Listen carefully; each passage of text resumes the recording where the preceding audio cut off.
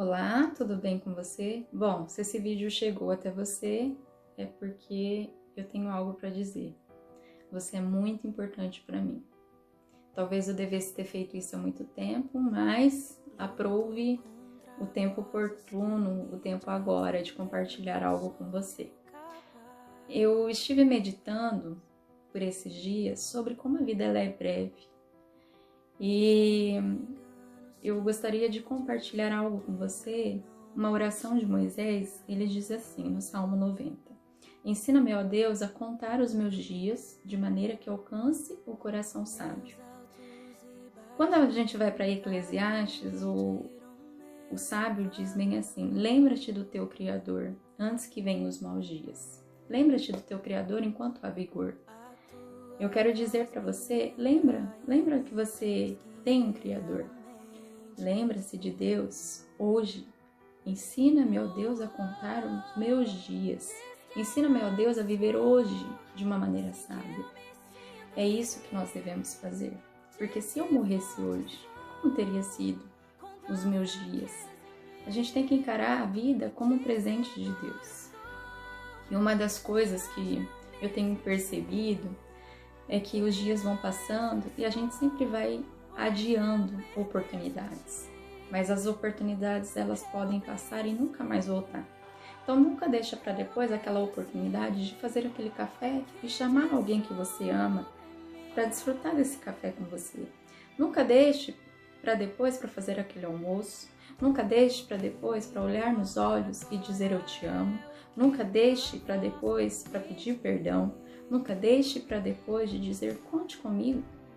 E uma das coisas que eu tenho observado sobre a brevidade da vida é que não era para ser assim. Deus nos criou para sermos seres eternos. Mas por consequência do pecado, a gente percebe que o pecado trouxe como consequência a morte. Eu vejo que nós temos um inimigo, um adversário que luta constantemente e ele procurou oportunidades para roubar a nossa alegria. E a palavra de Deus diz que a nossa luta, a nossa guerra, ela não é contra carne nem sangue, mas contra principados e potestades. E quando nós vamos para Gênesis, a gente percebe uma família que teve as suas adversidades. Caim mata o seu irmão Abel. E também nós vamos para a história de Jacó e Esaú, onde Jacó, ele trapaceia seu irmão Esaú, roubando a bênção da primogenitura, e Esaú passa a ter muita raiva de Jacó por conta disso, ao ponto de querer matar o seu irmão. E Jacó tem que sair fugido da presença do irmão e passa anos ausente, anos sem estar ao lado do seu irmão por conta dessa intriga entre eles. Mas a Bíblia nos relata que houve reconciliação nesse caso. Depois de muitos anos, Jacó ele tenta ir ao encontro de Esaú. E quando ele se aproxima de Esaú, a palavra diz que Esaú saiu correndo ao encontro de Jacó. Ele abraça, ele agarra o pescoço, ele beija e ambos choram. Você vê, o próprio o ofendido saiu ao encontro daquele que ofendeu para pedir perdão. E às vezes nós deixamos oportunidades passar. Olha como é curador, olha como é restaurador um pedido de perdão. Olha como é libertador. E olha quantos anos desperdiçados na vida desses dois irmãos, não é verdade? Mas na vida deles houve um tempo de reconciliação. Então nunca deixe as oportunidades passar. Não deixe que as oportunidades passem, porque melhor é a ferida daquele que te ama do que um elogio ou um beijo daquele que quer o teu mal. Isso é um provérbio e é verdade, porque quando nós nascemos, a nossa referência de proteção, de cuidado, de amor, ela vem da família. Mas com o tempo, nós passamos a nos relacionarmos com outras pessoas. Então, às vezes, nós passamos a dar mais valor do que os outros dizem ao meu respeito, do que aqueles que me amam, diz a palavra, diz uma verdade nua e crua, ríspida, e nós não queremos acatar aquilo como uma oportunidade para crescimento. Nós às vezes encaramos essas palavras como uma afronta. E quando isso entra no nosso coração, gera em nós rancor, gera em nós mágoa, ressentimento. A gente perde a gente perde saúde psicológica, né? Por quê? Porque uma verdade dita daquele que ama a gente, às vezes a gente encara isso como algo ruim, não é verdade? Porque às vezes a gente prefere ser elogiado, né? Mas nós temos que amadurecer em relação a isso, né? Porque melhor é uma palavra dita para aquele que te ama, por mais que ela seja uma palavra verdadeira e dura de se ouvir, do que um beijo daquele que não tá nem aí com você, daquele que nem convive com você, daquele que nem tem intimidade com você, né? E a palavra de Deus nos fala em relação à família também, como é bom os irmãos viverem em união. E olha, há uma bênção sobre a união, quando nós estamos unidos. A bênção que o Senhor nos dá é de que haveria bênção sobre a nossa vida, paz e vida para sempre. Como quando se tem união, se tem a paz, não é verdade? E em relação à paz, eu lembro da história do filho pródigo. Não sei se você lembra. O que acontece? O filho, ele pega todos os seus bens, sai da casa do pai e ele ali gasta dissolutamente, de uma maneira irresponsável, gasta procurando alegria, procurando contentamento, né? Procurando paz fora da casa do pai. Mas ali ele gasta e ele vê que de fato as coisas do mundo não preencheu o coração dele. E o que ele faz? Ele volta na intenção de pedir perdão ao pai, de querer se reconciliar com o pai.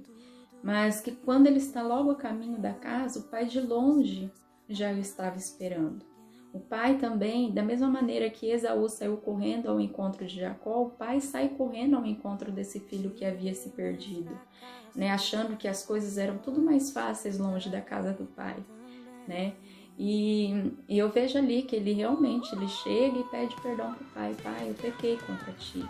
Então eu vejo assim que a paz, ela vem sobre o coração daqueles que não têm vergonha de se humilhar, daqueles que não têm vergonha de pedir perdão, daqueles que querem estar em união, porque há uma bênção sobre uma família unida.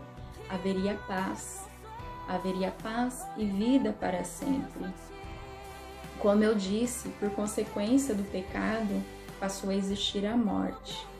E eu paro para pensar em relação à morte, às vezes nós tememos mais a morte do que o próprio pecado, né? A morte, na verdade, ela sela o destino do homem, mas o pecado, ele traz separação de relacionamento, de intimidade para com Deus. Às vezes nós nos sentimos distantes de Deus por consequência do pecado. E já a morte, se eu estou em Cristo, eu passo a ser um ser eterno. Por mais que minha vida se finda aqui nessa terra, eu tenho uma eternidade diante de Deus.